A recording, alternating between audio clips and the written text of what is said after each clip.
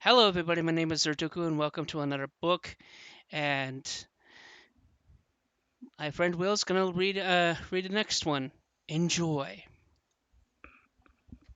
Switching time. No.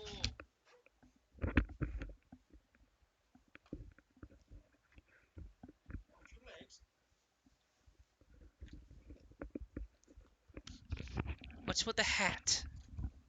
Aesthetics. We're in the air. Okay. Alright, sailing folks will be a bumpy ride again. The infinite world of battle quests. It's time to wake up, Mr. Lazy, says a female voice that sounds like a little girl. Little girl's voice in the darkness. With sound with the sounds of waking up moans, that sounds like a little boy's voice. A blurry image comes into frame. When the little boy wakes up, he sees before him a little girl with purple skin and pointy ears with short blue hair. Midnight? Why are you waking me up so early? In the morning? Asked the little boy with red hair and is wearing white clothes. I thought it would be nice to sit together as we watch the sunrise. Maybe even hold hands together as we were watching the romantic scenes, explained Midnight. So, how many times do I have to say that I am not interested? Respond, little boy. Was this a Shota? Oh, okay. Midnight. Respond as she flies to the left with a sad face. Yawns. Well, I'm not going back to sleep, so go on and enjoy the sunrise, said the boy as he started to stand up. At the same time, a pink sun rose over a forest, large enough to be called a valley, with trees and rocks. With tre- There's two ants. With volcano in the very distance, it reveals the light of the sun. As the sun continues to rise, it reveals a medieval town surrounded by a 65-foot tall wall surrounded the square premise. As the sun continues to rise, the boar stretches his arms and legs out with his angel-like wings extended with his stretch, and the sun reflects off his halo over his head. Long ago, five rangers explored a mysterious world that everyone knows as Arbrash, Rush. It's Armahara. Sorry. Armahara. Right? Sorry, it's a made-up And their word. and their and their knowledge that they learned is now common knowledge to this world. However, after their disappearance, there has been no one brave enough to explore the dangerous and mysterious world of Abrahar. So many people ask the question, who will be the next brave venture to fill the shoes of the five rangers of legend? After the boy watches the sunset, he climbs down off the roof of the building and decides to walk around town of Camelot. King Arthur. To stretch his legs, Camelot is a You seem to medieval be town enjoying yourself. constructed by two different races, humans and elves. At one at one time, elves used to have their own town, but over excessive war taken against the Dark Elves, their home was destroyed. The humans lived by Gavin Pendragon to help the elves defeat their enemies, and as a result, the humans and elves built Camelot, two races. Over the years, Camelot has become a place of freedom for all species and peace. Although Camelot is a friendly town, there, rem- there remains peace and it remains peaceful. Evil does lurk throughout the world of Arbaha. Armahara. As the boy walks through town, people stare at him for a while, and he can hear whispers. "Look, it's an angel," said one of the citizens. "We should pray to him for good wishes." for goodwill wishes," said a female citizen with her daughter. As the boy walks through the village, everyone seems to pray and worship him. The boy eventually stops and clenches his fist. Only a couple years ago, Merlin, the advisor of the throne of Camelot, you spelled it right this time, came across a group of people that refer to themselves as the Heroes of Light. They don't know who they are or where they came from due It's a to the lack of mistake. It's supposed to knowledge. be spelled with a capital K, but okay, whatever. Or lack of knowledge of their own civilization. Merlin asked the king of Camelot to lead these heroes of light to stay in Camelot as citizens. However, the mortals of Camelot are, and most every town seems to worship these people as angels of God. Despite their lack of knowledge of who they are and what they prefer to be called, nobody calls them their names. They just call them angels. My name's Roy, you stupid people. Wow, he has a short temper. The boy whispers to himself. Oh, he just whispers to himself. All of Roy's life, people always refer to him as an angel and never call him by his real name. Despite all the good things that people have done for him and others like him, Roy has always restrained the people, always resented the people of Camelot. He doesn't wish to take charity for what he is. Roy has many questions about himself and where he comes from. Roy has no family or any real home that he knows of. Roy normally just sleeps in the alleyways of Camelot or on top of people's roofs without their permission. Despite the fact that many people will invite him into their own homes, invite him and his kin to their own homes free of charge. However, Roy refuses most of their kindness because somehow he feels it's wrong. The people of Camelot believe that heroes of light are actually angels sent here by God to defend their homes and provide a way to speak to God as the angels being a messenger. However, none of this is true as far as they know. The heroes of light don't know how they're here or how they came in the first place. All they know is that Merlin has given them a town to live in, and that's all. "Let's slay that demon. It's going up a tree. Stop it!" shouted a bunch of kids to Roy's left. Roy looked over to see children chasing what looks like a sort of animal towards a tree. However, one of the kids throws a rock and hits the small creature in the head. Whack. That's a solid throw. Blood sprays out of the creature's skull as it falls to the ground, landing hard on its belly.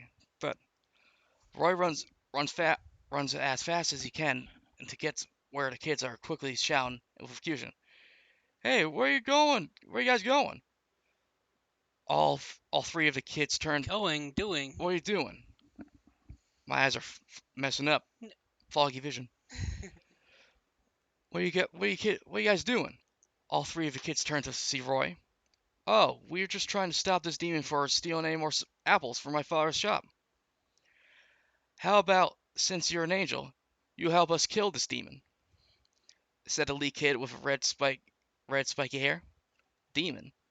There are no demons in this town, as far as I know. Let's see this demon," asked Roy. Without question, the three boys step out of the way to let Roy see the creature they they were chasing. As the kids moved aside, a small green serpent was coiled backwards to strike.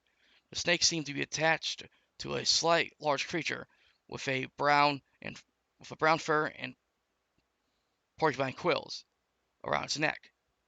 The actual head of the creature turned to look at Roy with puppy dog eyes. Of course, with puppy dog fucking eyes and purple Trying to blood. make it adorable. You should do fear-lidden eyes. Never heard of that. Broaden your horizons. I always said to my editor, we need to get a thesaurus. You need a dictionary. Purple blood's driven down its head from the creature, from down its head, from getting hit in the head with a rock. The creature's eyes were pure purple, colored it with small green goat horns. on its head and bunny rabbit like ears. If this creature's a demon, I think it's too small and helpless to defend itself from three boys, explained Roy. Are you sure about that, Angel? This creature's been this creature has been chasing this stutter. This creature has been causing a lot of problems. It's been stealing people's food left and right, explained the lead boy. My name is not Angel. My name is Roy. Roy responded. Yeah, whatever. And my name's Gary Bassett. Not that it matters, the lead boy said. Huh. Hmm.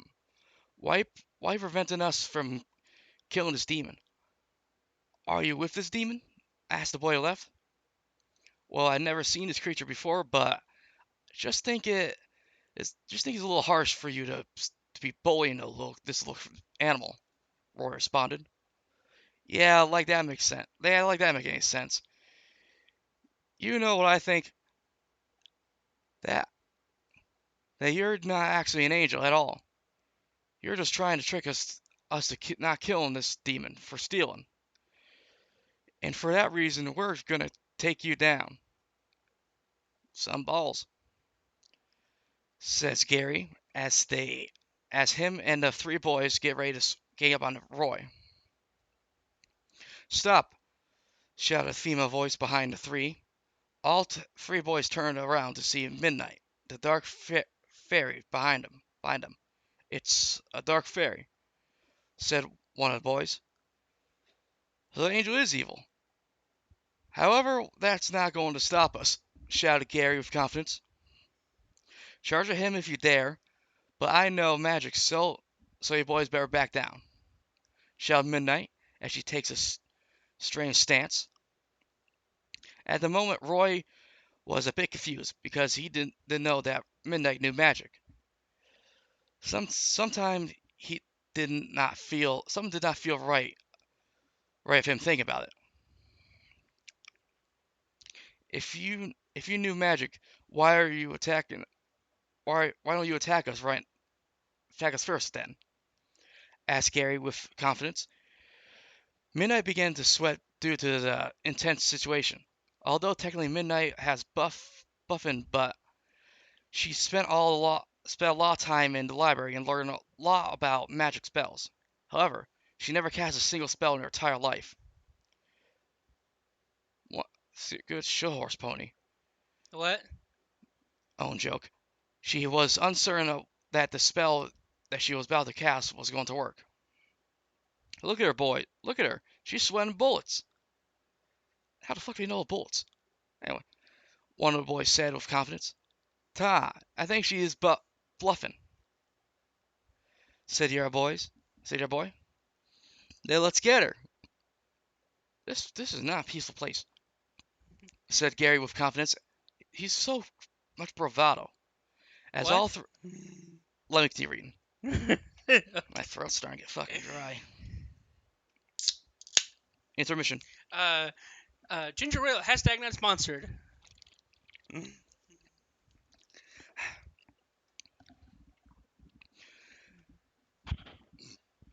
Excuse me. Then let's get her, said Gary with confidence. All three boys charged at midnight with a threatening pace. Okay then, here goes nothing, Midnight whispers to herself. She concentrates as much energy as she can, gathering from her oar into her hands to cast a spell. As the kids are charging at her, they can see a green flame manifest in her hand into a ball of fire. The kids immediately stop about 4 feet away from her with nervousness that she may not have been bluffing. Feeling that she was, she feeling that she has no choice but to cast a spell at the moment, she releases the attack. Poison bolt! Shouted Midnight as she fires the attack. The attack recoils and explodes in her hand, knock, knocking her backwards and covering most of the area with smoke of debris. What was that? As Gary as as Gary tried to cover his mouth with the from breathing in the debris. Was that supposed to happen? Said one of the kids. As the smoke quickly cleared, No. the three kids see Midnight on the ground looking like she's in severe pain and some sort of green magic consumes her arm. I guess that, Jesus Christ. You just like make kids swear, don't you? Well, have you ever been to a kid's playground before? They're like sailors, bruh. How old are these kids? Like, I they're young, but I didn't come up with a specific age. I just wrote. just look at this dumb idiot. Does, didn't know how, didn't know what she was doing. Kids should not learn how to swear immediately. They should, anyway, just enough. Yeah, just read and The go only, with it. the only explanation is that she was bluffing, but she only knew a little bit about magic and did not know how to use it. Not that it matters anyway. Magic is only for wimps, says Gary, staring down Midnight with no sympathy. My God, what happened here? Said another female voice. Everyone except for Midnight looked looked to the right to see who said that. They saw a young teenage girl wearing a nun's outfit, with blonde hair and a golden staff with a cross on top of it. The teen girl ran up to the dark fairy on the ground. Oh my, what happened here? Asked the girl with concern in her voice. This dark this evil dark fairy was protecting a demon, so we defeated her, said Gary with confidence. The teenage girl stood up and looked at Roy and the creature that was on the ground with blood coming out of its head. Bring that thing to fucking hospital in this beetle time. It's bleeding out. Within a moment, the teen girl looked at the three boys with anger. You three boys ought to be ashamed of yourselves. Bullying camel is not allowed. That's against the law. That's good law. By any means, shouted the teenage girl. Oh yeah? What do you think? What what are you going to do about it? Complain to God about our actions? After all, we're just trying to kill a demon, says Gary with sarcasm in his voice. And that's the whole concept of thinking that nuns can't do anything. It Yeah. doesn't matter what you're going to do about it in the first place. But if you don't get out here, I'll make you leave, said the teenage girl. Like you can do any better as defeating us than this useless elf. This is fairy, said Gary. Is Gary based off Pokemon? Just keep reading. How sure are you about that? Said a teenage girl, with absolute seriousness in her voice, as she raised her hand, looking like she's about to cast a spell, like a spell of her own. Not this again, whispered one of the boys to his left. You think she's bluffing? Asked the other boy to the right. Doesn't matter. After all, judging by her clothes, she's a priest. I believe it's against the rules to hurt other people. Isn't the right priestess? Isn't that right, priestess? Asked Gary with confidence as he gave her a sinister smile. You boys know nothing about the church here in Camelot. There are two churches here in Camelot. One of the churches for the elves who worship the god of fire, and the church I come from worships a certain land known as Van Halen. And that church is the reason why many of the heroes of light here in Camelot are worshipped as messengers of God. With that information, you should have known is what my God does not punish his servants for for defeating other people's lives, even if it defended our people's lives, even if it means killing the bullies who have done harm to others. Explained priestess. That's nonsense. If that were true, if that was true, Then why would anyone call Oh, we got a Camelot minor problem there, Dylan. what? I mean, Will. Uh, the this headphone is getting tangled up in the wheel. So can you please back up? Thank you. Watch your foot.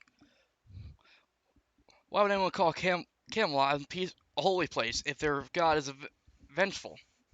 Asked Gary. Goes to show you know nothing. I'm not going to bother to try to teach you anything, since you're too stupid to understand," said the priestess. "Stupid? How dare you bit!" shouted Gary as him and his friends charged at her with absolute anger. Jesus, I just realized that this is yet again more anime. this is literally anime.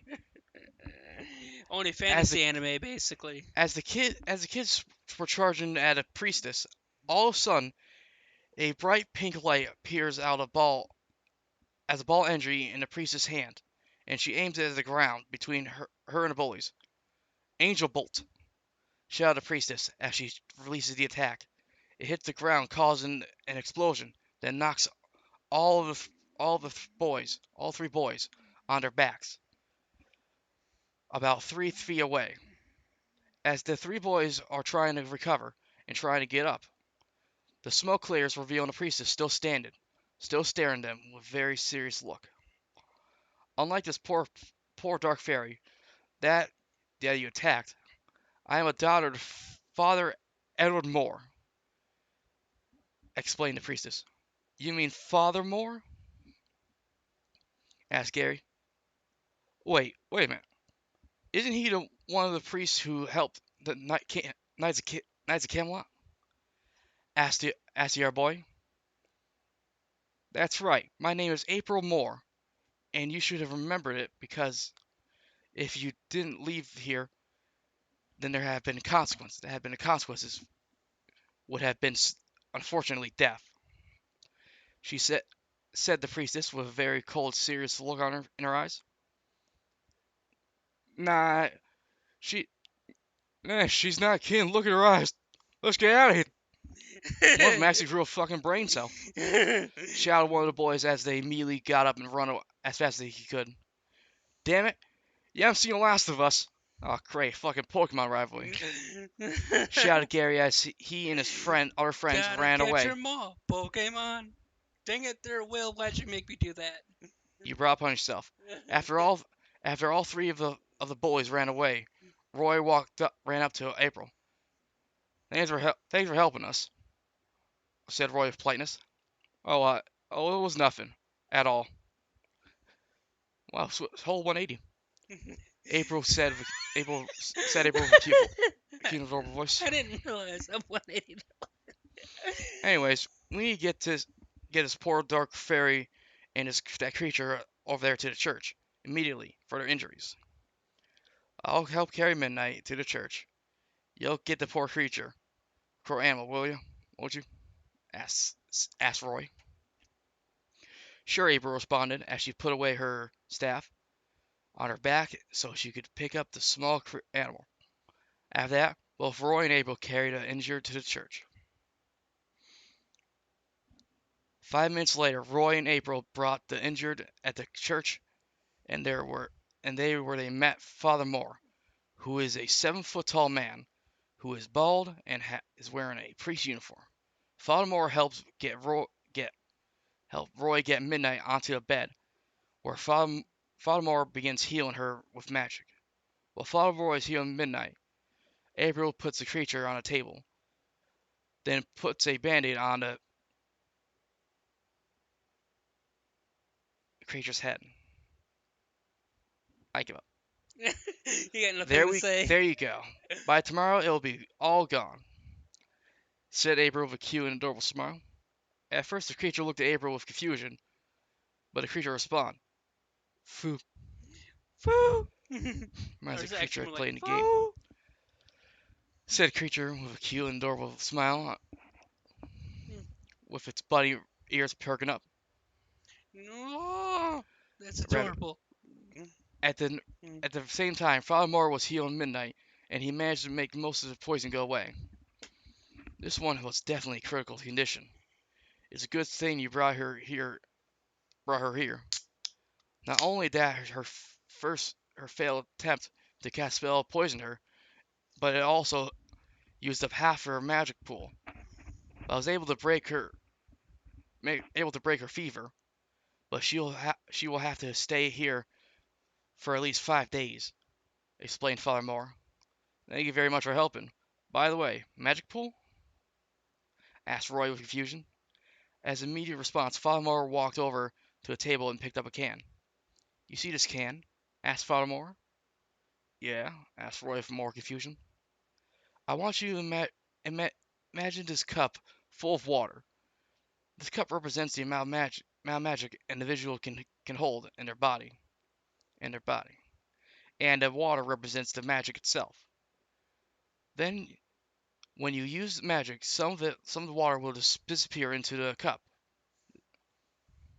It's very important to know this because magic is life force energy.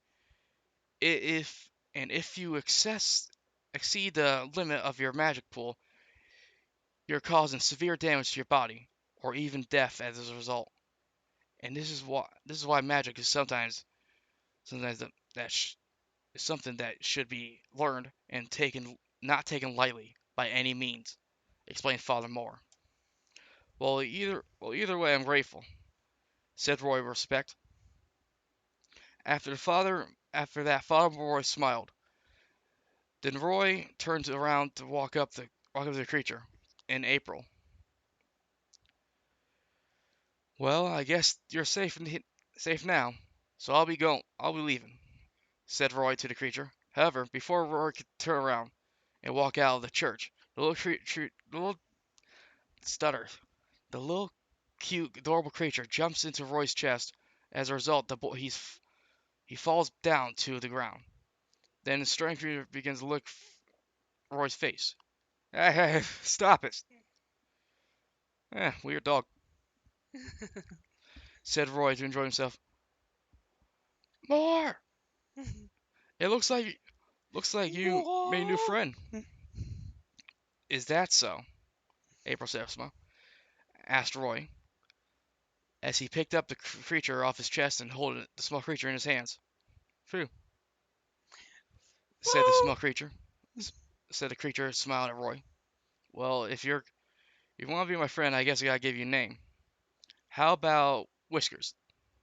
Generic, but works," said Roy with Whiskers. happiness. At the No. at the at first, the creature just looked at Roy with confusion, with a small head tilt to the left, with his bunny ears perked up. Then the creature responded. It responded the creature Oh. with happiness. More. This is an adorable name. Good thing we're almost done with this. My throat's starting to hurt," said April with a cute and adorable smile. After that, Roy stood up with Whiskers in his arms. "Anyway, I'm going to leave for now. Thanks for helping. Thank you for again for helping for all your help," said Roy as he leaves and put Whiskers on his head as a cute and adorable brown furry hat. "Oh, it was nothing. Please come back sometime," shouted April as she At waved. some point, Will, you're gonna die of cuteness overload with Whiskers. "I'm already lacking brain cells to comprehend anything," shouted April as she waved her hand in goodbye as Roy leaves the church. Later on, later on today, during twilight hour, Roy and Whiskers are sitting on top of a roof of one of the buildings in Camelot.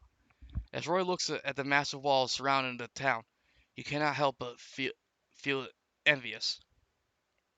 "You know, Whiskers, I really want to go beyond the wall one day. Attack on Titan type shit. you, you know, I just realized, yeah, that is kind of To figure out where I Attack on came Titan kind of deal, but I didn't actually think of that. to figure out where I came from, and not only that, I want to see the world and explore and learn things that I do not know, like the fact that I don't know where us heroes of light come from. However, I wish there was a way. However, I wish there was a way to get permission to leave the walls whenever we wished. But there's no such thing. Not even guards are able to leave premise too far. To tell you the truth, Whiskers, I feel trapped. I can't figure out what anyone, why, what anybody could find this livable. Just because you're living a peaceful life, doesn't mean you're actually living.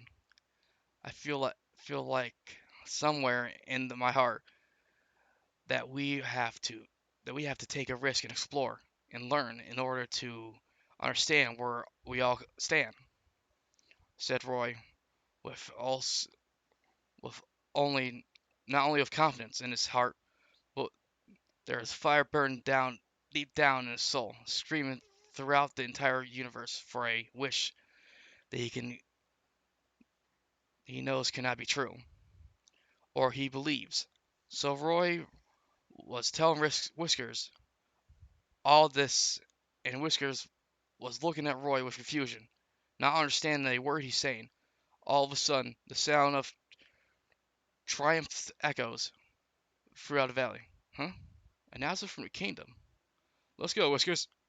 Shouted Roy as he jumps off the roof and lands on a box beneath and runs towards the castle. Phew, said Whiskers. Woo! All right, you can do that every time I say that. Yes, because you're God, doing it wrong. I'm reading. You, if you want to read, have all means. No, I don't know how to read. They get Grammarly, said Whiskers as he follows Roy to the to the gathering place in front of the castle. As Roy and Whiskers arrive at the gathering place, there are already dozens of people looking up at the balcony. Near the top of the castle, in front of the near the top of the castle, in front of the castle is a barrier of a wooden fence, and behind it is a 20-foot drop into water to keep from to keep intruders from entering the castle without permission. As everyone waits for the anticipation, they're hearing footsteps come towards them, come from within the balcony. And out of shadows arrives a frail-looking old man wearing a lavender colored robe and a pointy hat, same same color. Look, it's the great Merlin, the great wizard of Merlin. You're a wizard, Harry. Sorry. That's Hagrid, said some of the random citizens into the gathering place. After all those people began to whisper to each other, wondering what's going on, because normally trumpets only go off if there's an important announcement from the king of Camelot. Fellow citizens of Camelot, with permission from the king, I am going to establish a group of guild members to explore and learn. Convenient timing. What? Convenient for Roy. To explore and learn and follow in the footsteps of the five rangers from from 400 years ago. Anyone of the age or of any species can join the guild members, and follow in the footsteps of the greatest philosophers of all time, shouted the great wizard Merlin. As Roy was listening, he couldn't help but begin to cry as he felt his were granted, wishes were granted, and he began to tremble with excitement in his tears of happiness. And on that day, it seems like the gates of heaven wanted to be opened through the bright twilight hour, because a new age was born, and no one knew what the future holds, but new adventures are just over the horizon. End. What you think there, Will? Fix it a bit, it'll be good. Throat.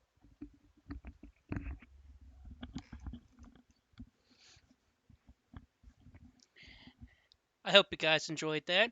Please like and subscribe. And this is Zerduku and Will signing out.